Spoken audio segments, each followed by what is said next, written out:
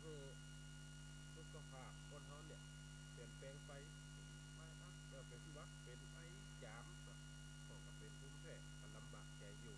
สิ่งวันนี้เราก็ไปตามสภาวะอากาศมาเพราะว่ามันบันแน่นอนไม่ยินเอาพายุจะเข้าเมื่อวันที่2มาละวันนี้ก็วันที่5 ถึง 6ผ่านเข้ามาบางทีก็ฝนตกบางพื้นที่ก็ร้อนบางพื้นที่ก็หนาวแต่ละพื้นที่มันเหมือนกันสิ่งบนเนี่ยมันก็เป็นวันตามสภาพมันก็บันแน่นอน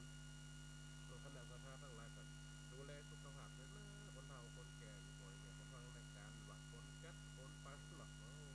คนเขาเป็นมนุษย์ขย่อมนี้มันพ้นอโลคยาปรมาลาภาไอ้หลกการมีโลกเป็นลาภอันประเสริฐ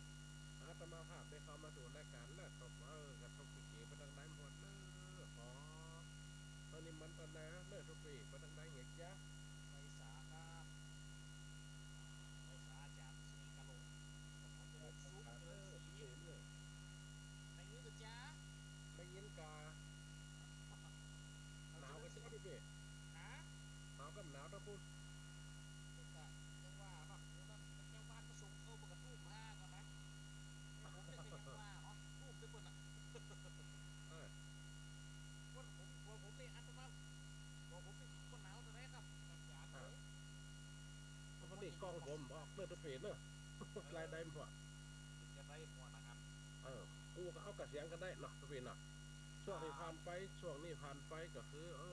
ยังอยู่ในช่วงเทศกาลอยู่ทุกปีเนาะเนี่ยละเทศกาลต่างเลยมานี่ตัวท้องเป็นยังแฮเนาะฮปีๆแม่นละคนเอาหาเป็งฮเป็ง ทุกปีไปงานที่ไหนมาพ้องเป็นอีกหลายปีเนอะบางปีกับสร้างทำบางปีกับประเพณีตรงน้ำบางปีก็อันทำบุญกินตามวัดว้าหลักฉลองศาลาพระธาตุพร้อมนะครับครับ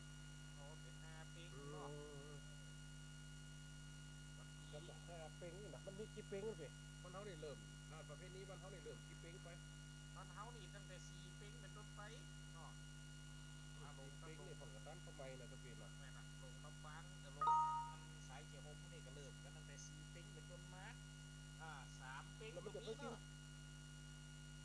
แม่ละ3 ปีแม่ละ3 เป็งแล้วสามมันจะไปปีนี่วัดสิ้นสุดกี่เป็งทุกปีฮะมันจะไปสิ้นสุดกี่เป็งก่อนจะเข้าพรรษาไปสิ้นสุดตึกเก่าเป็งแบบนี้เนี่ยนะคเก่รับงเป่าไปสิ้นสุดตึกเก่าเป็งนะนะครับผาดสงน้ำยังจะไปเสียงงานอ่ะที่เก่าเป็งนะครับอืมครับอันนี้คือรักของกัน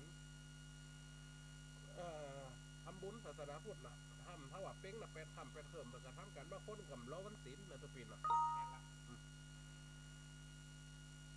บางคนกับล้อวันศีลเออคำว่าห้าเป็งที่ผ่านมานะทุกปีนะคำว่าห้าเป็งที่ผ่านมาก็คือเกี่ยวกับเรื่องการทำบุญปีนี้มันตรงนะทุกปีปกติจะตรงนะ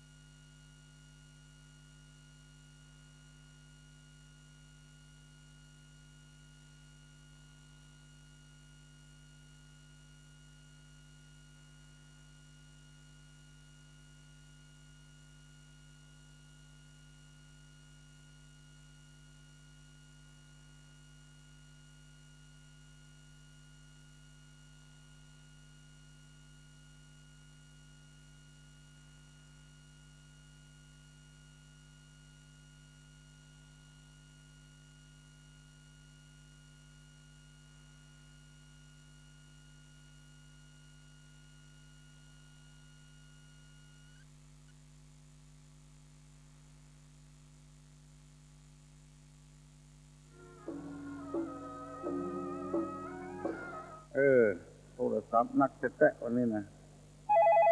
แจ้บัดแจ้ก็โทรศัพท์มาละอ้าวฮัลโหลคุณลุงเออคุณลุงก็เจ้าข้างคุณลุงปิดไมค์ก่อนนะเจ้าปิดฮะปิดใช่ข้างเวลาข้าง15 นาทีเปิดอะเจ้าสถานการณ์นะเจ้าก็เดี๋ยวปิดเลยเจ้า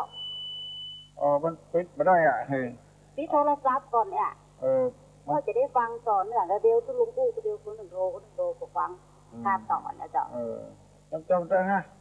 นะ ไหนๆก็ไหนๆละ เนาะดีใจตัวอ่ะคนโทรมา เจ้า ขอบคุณกูคนอ่ะ มันฟังเพื่อเขาฟังกำลังม่วนจ้ะ กำลังม่วนเนาะ เดี๋ยวคนโทรมาตุ้ลุงอู้อย่าลืมไปอย่างเงี้ย ก็บอกคือเพิ่นกำเนาะ เจ้า ตอนนี้ไปกำเรียนเด้อตั้ง6 โมงเกินก็โทรมาหาตุลุงเนาะ เจ้า6:45อีกก็ได้เจ้า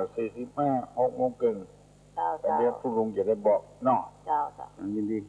ช่วงระยะเวลานี้สัก10 นาทีฟังโทรมาหาตุลุงด้วยเนอะตุลุงจะได้เอาเรื่องความโลภมาเสนอให้พี่น้องทั้งหลายใน